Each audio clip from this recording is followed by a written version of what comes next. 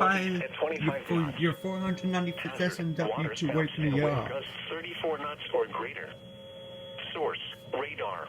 Dang. Impact, water spouts can quickly form and capsize boats, damage vessels and oil rigs, and create suddenly higher waves. Oh, you decide to wake me up with your 494th SMW and a TOR. Expect wind gusts in excess of 34 knots and suddenly higher waves.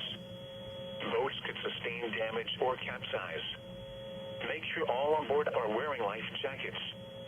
Return to safe harbor if possible.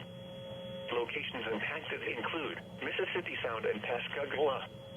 Repeating, a special marine warning has been issued until 3 a.m. Central Standard Time for the following marine location: Mississippi Sound,